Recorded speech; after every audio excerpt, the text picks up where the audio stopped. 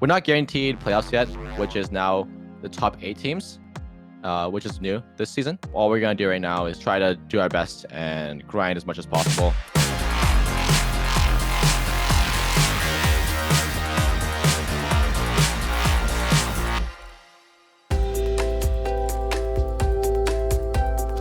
What's up, guys? It's Andrew, the facility manager here at CLG. We're gonna get some breakfast burritos done for the guys with Gruyere, bacon, basil, spinach, and all sorts of good stuff.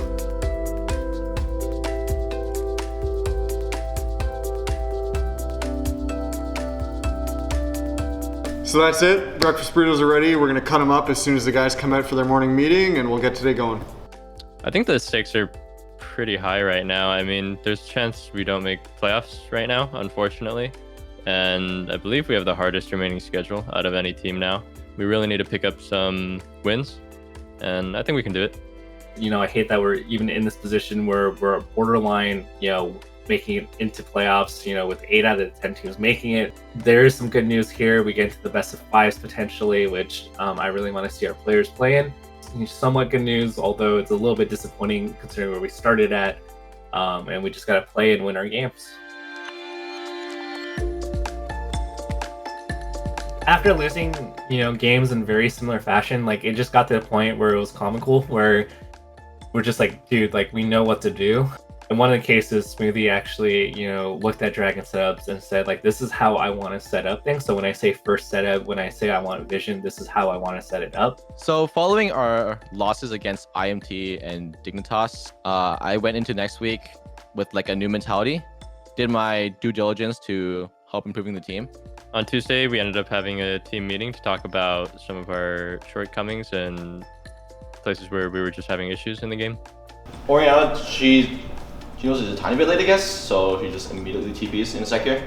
Oh. So Ori TPs bot to get the bottom push, I guess. Helps get the bottom push in the fight. I think maybe mid lane just with the push out bot, push top and then come bot and help push, maybe together, 3-man. Instead of playing for your lane too much, just shift always and help your team and help set objectives, because in NA, the game is just Dragon Soul game. It's not 2v2, 3v3, it doesn't matter. Kills don't matter, just Dragon Soul. Getting feedback from your peers, especially your teammates, is really, really valuable. If my AD carry tells you something, then I'm gonna value that a lot, right? Really strong, compelling thing for my team. If I did something and I put the effort into doing it, the team is more on the same page about how we team fight now and how to really play the macro game.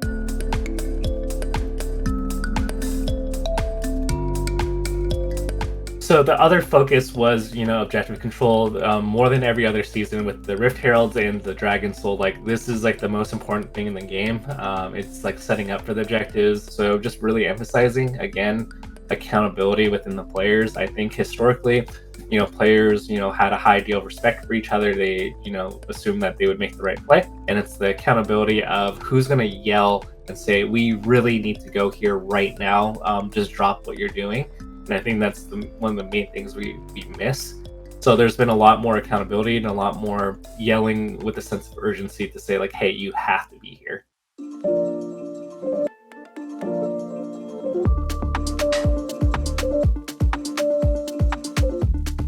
So this weekend we played TL and Golden Guardians. TL is number 1. They've been looking clean. They play, small set of champions for each player, but in that they have a very distinct style, but they just execute well. So we have to play a clean game against them. As far as Golden Guardians go, the Monte style actually really fits the meta really well.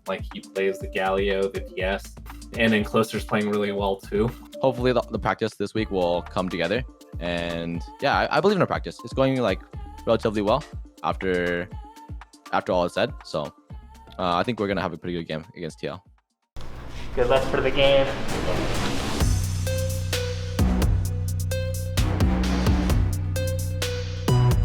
We are getting ready for Counter Logic Gaming versus the first place Team Liquid, who have made an incredible climb to the top. From a draft standpoint, I felt like we got the most ideal circumstances that we probably could have gotten out of TL.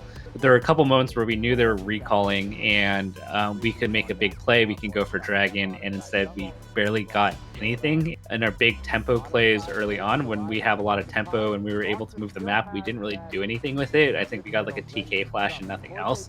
And if you notice, like whenever TL has the tempo, they do a lot with it. So it comes down to using your timing windows correctly, which we didn't do.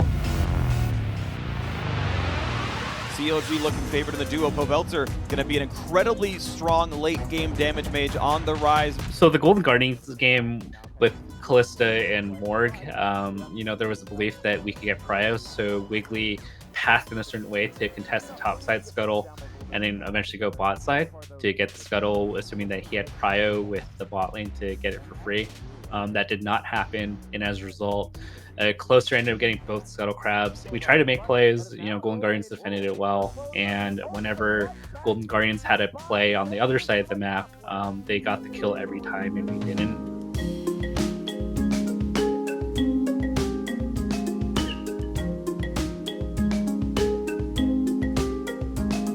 Despite the fact that CLG went 0-2, Dignitas and Immortals also didn't really do themselves any favors. So, strangely enough, we're still one game ahead in the standings, and we're 1-1 against both teams. So we would, I believe, have a tiebreaker, which is good. With that being said, it's still disappointing, and I hate being in this spot.